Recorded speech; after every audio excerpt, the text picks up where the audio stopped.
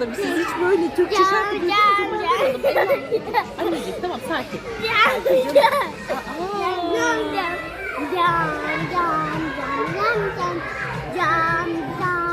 Kız cam ne ya?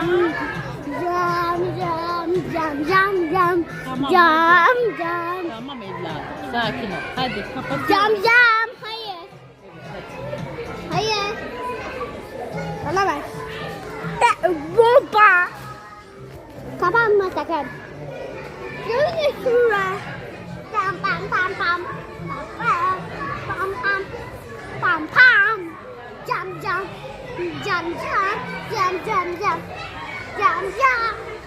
Tamam hadi yeter.